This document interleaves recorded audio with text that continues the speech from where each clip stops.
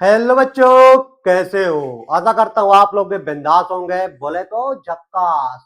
तो आज भाई कक्षा 12वीं फिजिक्स का सबसे खतरनाक टॉपिक, सबसे इंपॉर्टेंट टॉपिक की बात करेंगे बेटा, जो आपके बोर्ड एग्जाम में हर साल पूछा जाता है। और इस टॉपिक का नाम बेटा संधारित्रों का संयोजन क्रम। अब बेटा जो संयोजन क्रम देखते हैं बेटा, ये दो टाइप का होता है। सबसे पहला होता है भैया श्रेणी क्रम संयोजन, और दूसरा होता है बेटा समांतर क्रम संयोजन। तो यहाँ पे बेटा संधारितों को ना हमको श्रेणी क्रम में भी जोड़ना होता है और समांतर क्रम में भी जोड़ना पड़ता है। अब हम संयोजन क्यों करते हैं बेटा? अब हमको पता है हर संधारित्र की क्या होती है बेटा, धारिता होती है। अगर मुझे धारिता बढ़ाना हो तो ऐसा कैसा करेक्शन कर दूं, श्रेणी क्रम कर दूं कि समांतर क्रम कर दूं? बेटा इनके फार्मूलेशन जब अपन इनकी तुल्य धारिता निकाल लेंगे तो हमको पता चल जाएगा कि भैया अगर धारिता बढ़ाना हो तो कौन से क्रम में जोड़ा जाए, अगर धारिता घटाना हो तो कौन से क्रम में जोड़ा जाए। और जिस भी बच्चे को पता है भैया कि भैया हमारे खेत की जब पानी वाली मशीन नहीं चलती तो 2 या 3 कंडेंसर हमारे बापूजी लेकर जाते हैं, तो कौन से क्रम में जोड़ते हैं, समांतर क्रम में जोड़ते हैं या श्रेणी क्रम में जोड़ते हैं? तो कमेंट बॉक्स में जरूर बताएं।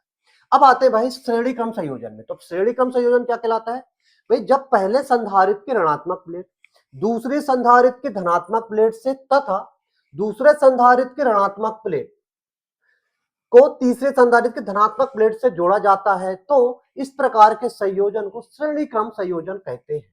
तो लो भाई, हमने यहाँ पे कितने संधारित्र लेना है बेटा? 3 लेना है, इनको श्रेणी क्रम संयोजन में जोड़ना है। तो लो भाई, सबसे पहला संधारित्र ले लिया, ये प्लस प्लेट है भैया, और ये क्या है बेटा? माइनस है।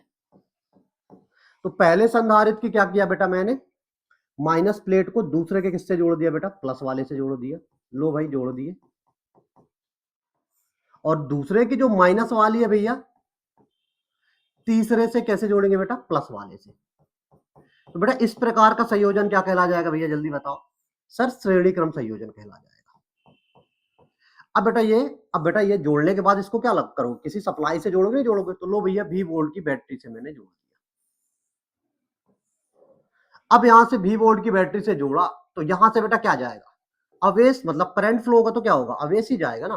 तो याद रखना बेटा, श्रेणी क्रम संयोजन में, इसको थोड़ा अच्छा सा बना लो भाई। हाँ, श्रेणी क्रम संयोजन में बेटा एक चीज का याद रखना कि भैया जो आवेश रहता है, ये पहला बेटा ये क्या हो जाएगा? ये पहले संधारित्र की धारिता, ये दूसरे संधारित्र की धारिता, ये तीसरे संधारित्र की धारिता। अब जो श्रेणी क्रम में जो आवेश जाता है ना बेटा, तो पहले संधारित्र में भी क्यू रहेगा, दूसरे में भी रहेगा, तीसरे में भी क्यू ही रहेगा। क्यों? क्योंकि जो आवेश का प्रवाह होता है भैया पानी की तरह होता है। जैसे बेटा अगर पाइप लगा दूं, एक टंकी यहां रख दूं, फिर पाइप लगा दूं, एक टंकी यहां पे रख दूं, और एक टंकी यहां पे रख दूं, तो बेटा ये बताओ, अगर ये 2 लीटर पानी इधर से जाएगा तो 2 लीटर इसमें भी जाएगा, इसमें भी जाएगा और इसमें भी जाएगा। तो याद रखना बेटा, अगर श्रेणी क्रम में संधारित्र जुड़े हो तो बेटा उनमें सभी में जो आवेश रहेगा क्या रहेगा? सेम रहेगा। लेकिन उनके सिरों जो विभवांतर रहने वाला है, उनके सिरों बेटा जो विभवांतर रहने वाला है वो क्या रहने वाला है भैया? अलग अलग रहने वाला है। मतलब इसके सिरों विभवांतर कितना रहेगा बेटा? V1 रहेगा। इसके सिरों विभवांतर कितना रहेगा बेटा? V2 रहेगा। इसके सिरों विभवांतर कितना रहेगा बेटा? V3 रहेगा। और याद रखना, जो विभवांतर है ना बेटा, ये इनको कहां से मिल रहा है भैया? जो मैं बैटरी लगाया हूं, अगर मैं समझ लो 50 वोल्ट की बैटरी लगाया, अब बेटा सबकी धारिता अलग अलग है। अब सबकी धारिता अलग अलग है तो सबके सिरों का विभवांतर क्या होगा? अलग ही ना होगा। तो भैया शुरू वाला समझ लो 10 खाया, दूसरा वाला 20 खाया, तो लास्ट वाला कितना खाएगा? 30 ही ना खाएगा। मतलब जो ये बेटा बैटरी का विभव है या विभवांतर है, यही विभव यहाँ पे क्या होता है बेटा? खर्च होता है। अब विभव का मतलब क्या? ऊर्जा ही नहीं है। आया समझ में सर? बिल्कुल समझ में आ गया। तो भैया संयोजन का जो कुल विभवांतर है बेटा, वो किसके बराबर हो जाएगा? V1 plus V2 plus V3 के बराबर होगा। तो ये तो अपन का हो गया बेटा डायग्राम। तो इसमें दो ही चीज याद रखना बेटा, श्रेणी क्रम संयोजन में प्रत्येक संधारित्र में एक समान आवेश जाएगा और उनके सिरों का जो विभव विभवांतर होगा वो क्या होगा बेटा? भिन्न भिन्न होगा। ये एमसीक्यू में पूछा जाता है। अब यहाँ पे जहां लिख ले रहे हैं भाई, जहां देख लो, तो जल्दी बताओ भैया, C1 C2 C3 क्या है भैया? जल्दी बताओ। श्रेणी क्रम संयोजन में जुड़े संधारित्रों की धारिता है भैया। श्रेणी क्रम संयोजन में जुड़े संधारित्रों की धारिता।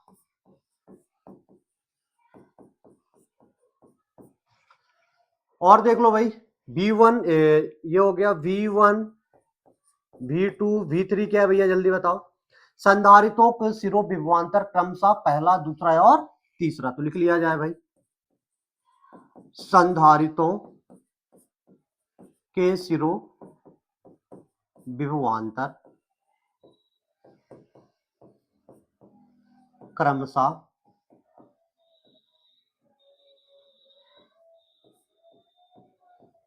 पहला, दूसरा और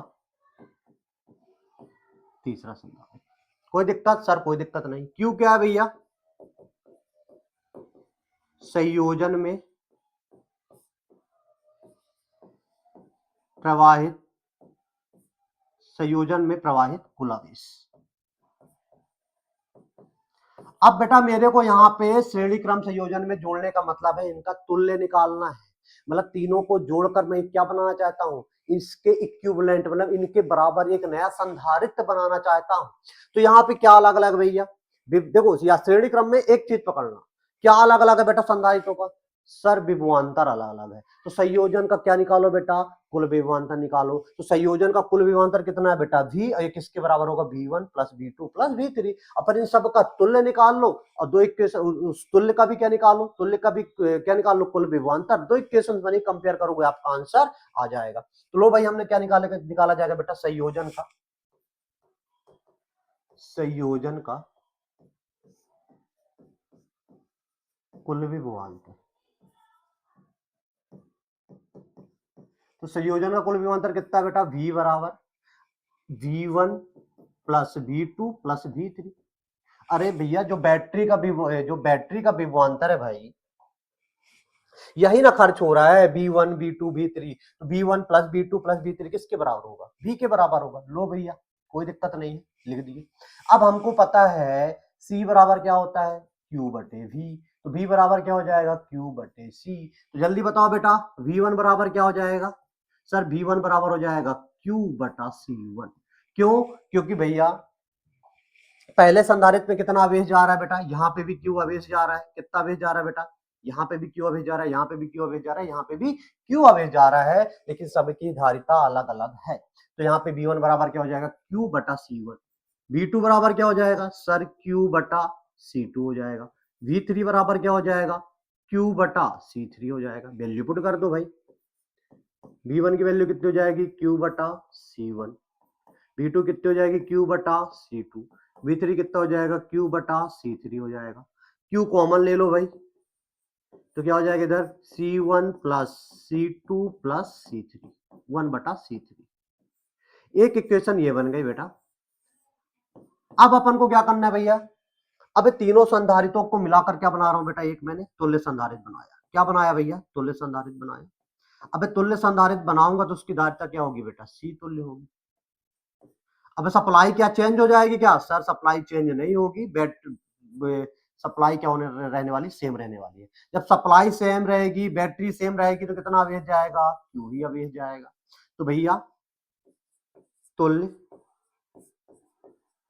संधारित्र के सिरों विभवांतर, तुल्य संधारित्र के सिरों विभवांतर देख लो भाई, तो कितना हो जाएगा जल्दी बताओ? सर V बराबर C तुल्य, नहीं V बराबर Q बटा C तुल्य हो जाएगा। यही होगा कि नहीं होगा? सर बिल्कुल यही हो जाएगा। एक इक्वेशन ये बन गई, एक इक्वेशन ये बन गई।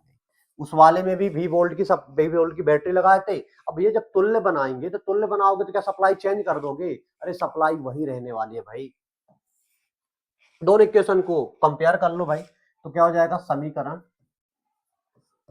1 और 2 से। लो भाई समीकरण एक क्या है बेटा? समीकरण 2 लिख लो, Q बटा C तुल्य है, और इधर क्या हो जाएगा? 1 बटा C1 प्लस 1 बटा C2 प्लस 1 बटा C3।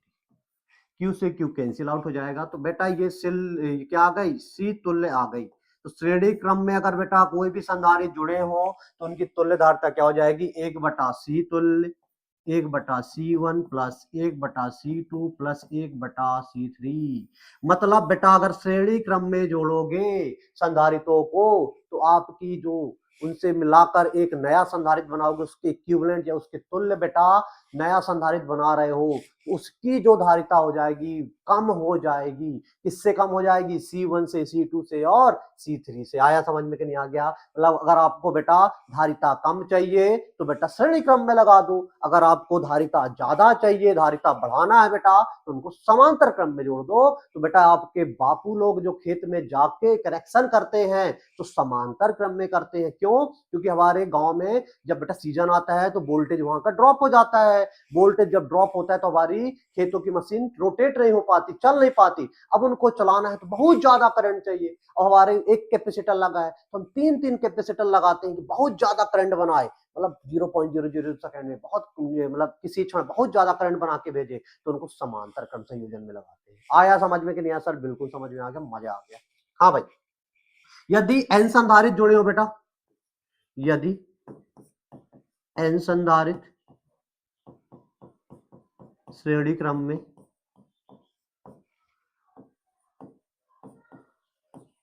हो तो क्या हो जाएगा जल्दी बताओ? सी तुल एक बटा C1 एक बटा C2 plus debt date date क्या हो जाएगा बेटा? Cn। ये हो गया बेटा श्रेणी क्रम संयोजन। आया समझ में कि नहीं आ गया? सर बिल्कुल समझ में आ गया। अब एक नोट है बेटा, उसको दिमाग में ना सेट कर लो। नोट किधर लिख दूं भाई? हाँ यही लिख दे रहा हूं बेटा, नोट ये दिमाग में सेट कर लो।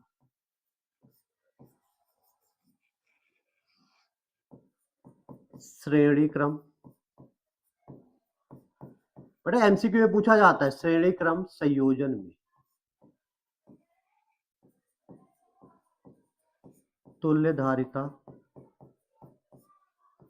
का मान।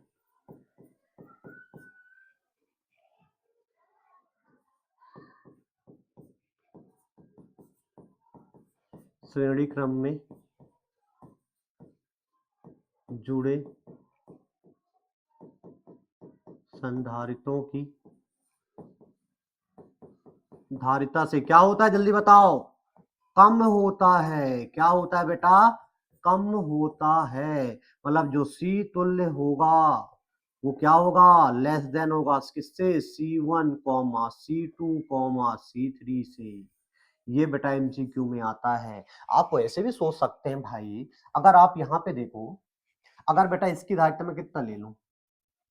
2 ले लूं, इसकी भी चलो 2 ले लूं, इसको भी ले लूं 2 ले लूं, तो बेटा जब तुल्य निकालोगे, सी तुल्य निकालोगे तो क्या लिखोगे?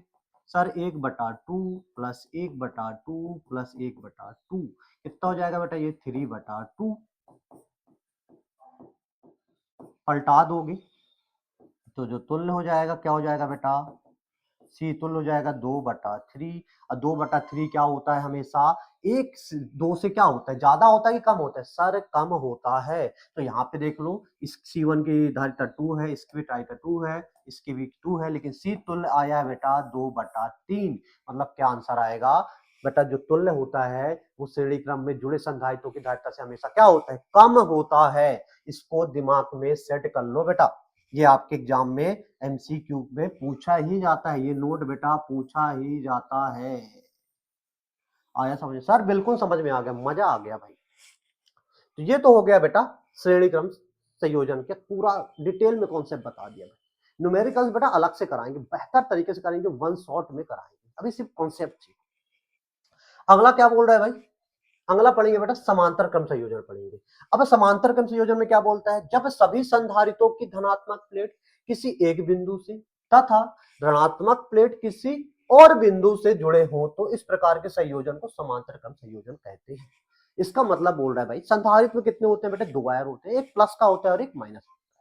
समझ लो 3 संधारित्र लिए, सभी का प्लस प्लस में एक गठान मार दिए, और सभी का बेटा जो दूसरा वायर है सब में एक गठान मार दिए, और उनको किससे लगा दिए बेटा? बैटरी से लगा दिए। तो इस प्रकार के संयोजन को कहते हैं बेटा समांतर क्रम संयोजन कहते हैं। तो लो भाई, ये पहला संधारित्र बना लिया भाई, ये दूसरा बना लिया मैंने, और ये मैंने बना लिया बेटा तीसरा बना लिया।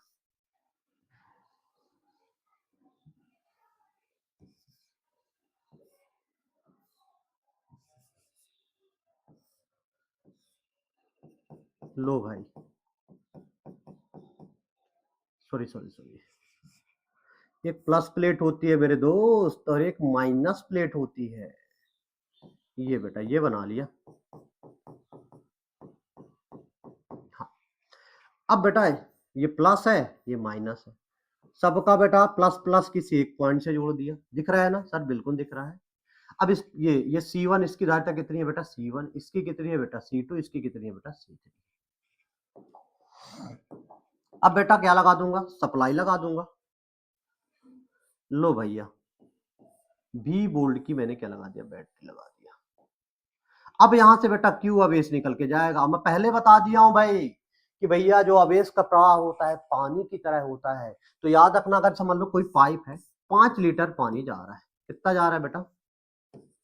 5 लीटर पानी जा रहा है। अब इस पाइप को यहां से 2 पाइप में डिवाइड कर दिया, तो क्या हो जाएगा? इसमें ही 5 जाएगा क्या? इसमें ही 5 जाएगा? सर नहीं जाएगा। अगर इसमें 2 लीटर जा रहा है तो इसमें 3 लीटर ही जाएगा।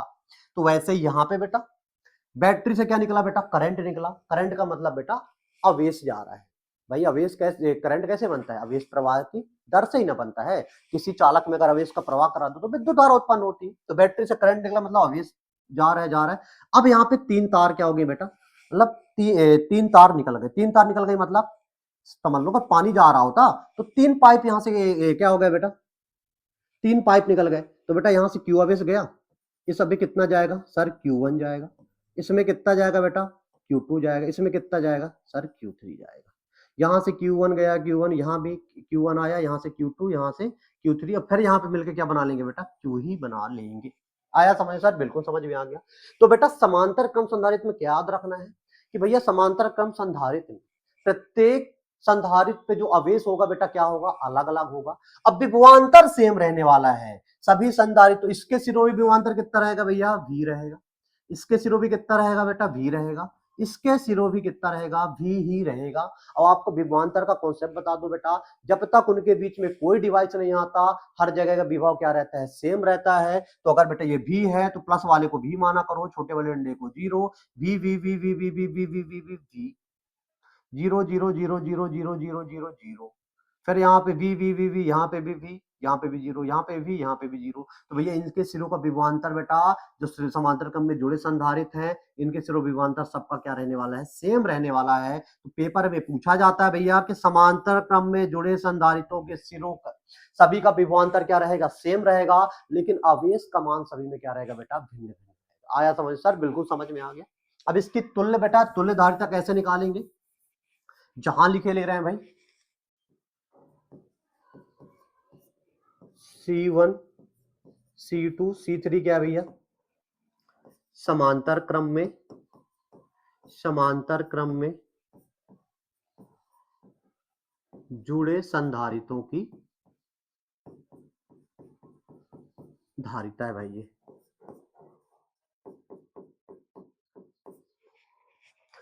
Q1 Q2 क्या भैया? जल्दी बताओ। Q1 Q2 Q3 प्रत्येक संधारित्र में ये ऐसे लिख सकते हो बेटा,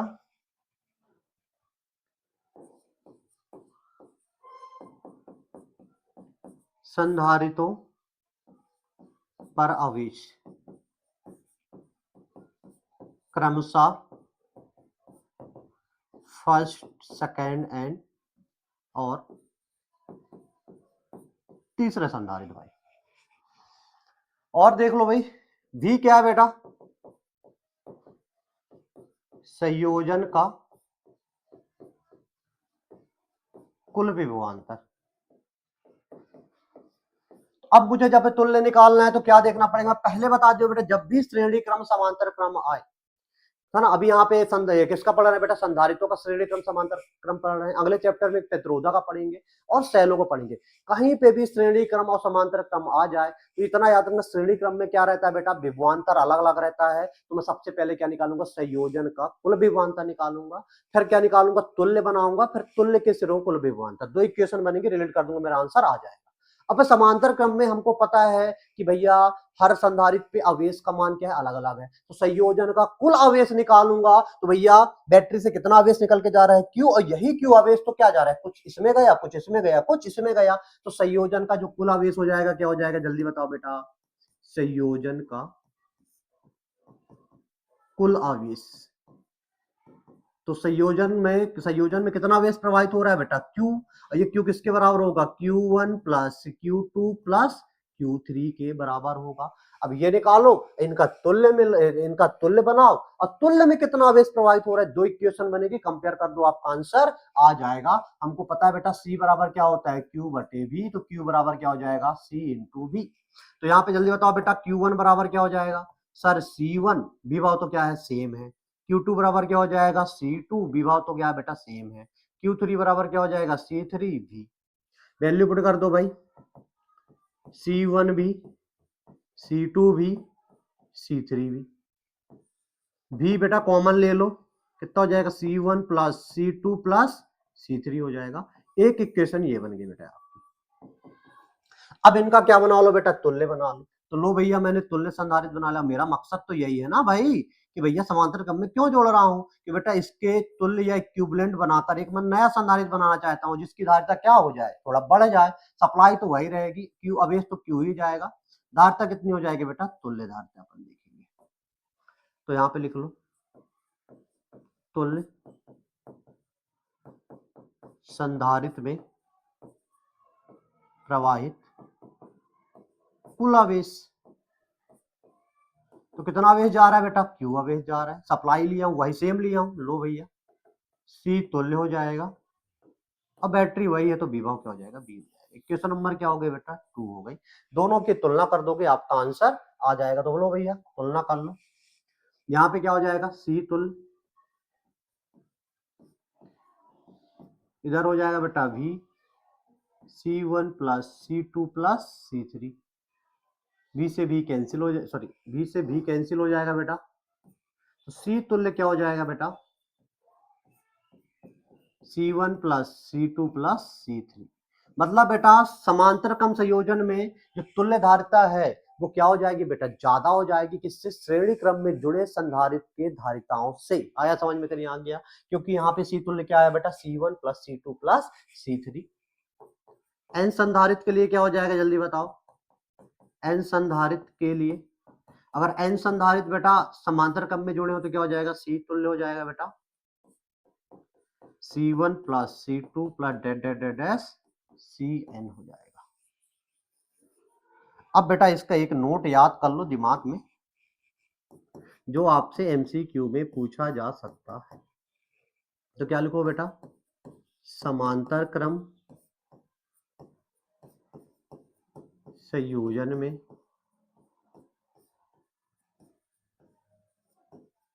जुड़े, समांतर क्रम संयोजन की तुल्य धारिता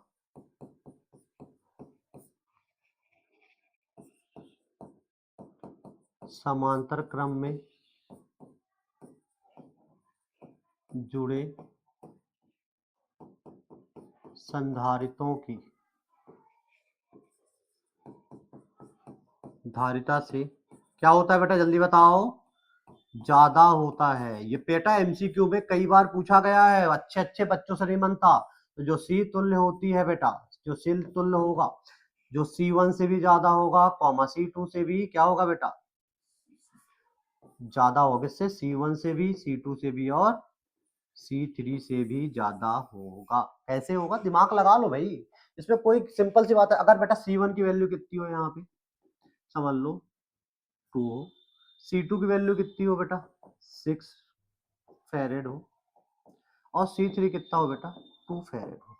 तो बेटा इनका जो तुल्य आएगा, C1 2 प्लस 6 प्लस 2 कितना हो जाएगा बेटा, 10 फेरेड हो जाएगा। कितना हो जाएगा, 10 फेरेड। तो बेटा जो 10 फेरेड है 2 से भी ज्यादा है, 6 से भी ज्यादा है, और C3 की वैल्यू मतलब 2 फेरेड से भी ज्यादा है। तो ये हो गया बेटा श्रेणी क्रम और समांतर क्रम।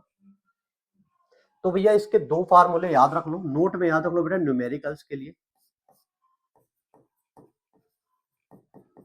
संधारितों का संयोजन,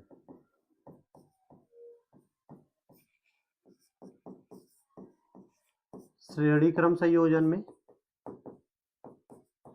श्रेणी क्रम संयोजन के बेटा तुल्य धारिता कितनी आई थी बेटा, 1/C तुल्य 1/C1 1/C2 1/C3, ये फार्मूला दिमाग में सेट कर लो। कोई भी न्यूमेरिकल्स आएगा तुल्य धारिता पूछा जाए, सबसे पहले संधारित्रों का कनेक्शन देखो भाई, श्रेणी क्रम है तो ये फार्मूला लगा दो।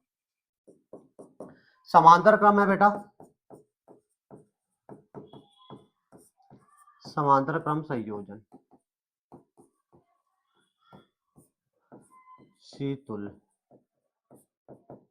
C1 plus C2 plus C3, ये फार्मूला लगा दो बेटा समांतर क्रम संयोजन के। आया समझ में सर? बिल्कुल समझ में आ गया। तो बेटा अगले लेक्चर्स में अपन ये श्रेणी क्रम समांतर क्रम हो गया, अगले लेक्चर्स में अपन परावैद्युतांक की बात करेंगे। समांतर प्लेट संधारित्र के बीच में कोई माध्यम भरेंगे या परावैद्युतांक माध्यम भरेंगे, फिर उसकी धारिता ज्ञात करेंगे। और फिर उसके दो केस हैं, एक में ठसाठस फुल भरेंगे और एक में आधे में भरेंगे। और ये चैप्टर लगभग क्या हो जाएगा बेटा, खल्लास हो जाएगा, है ना। और भी देख लेंगे, मतलब 1-2 क्लास और बचा है बेटा, इसके बाद अपन आ जाएंगे थर्ड चैप्टर में। और फिर इसके बाद बेटा मैंने जैसे आपके एग्जाम आएंगे तो 1 शॉर्ट वीडियो बनाऊंगा न्यूमेरिकल्स के और ये इंपॉर्टेंट डेरिवेशन के। तो बेटा मिलते हैं अगले लेक्चर्स में, जब तक के लिए ओके बाय, जय भारत, जय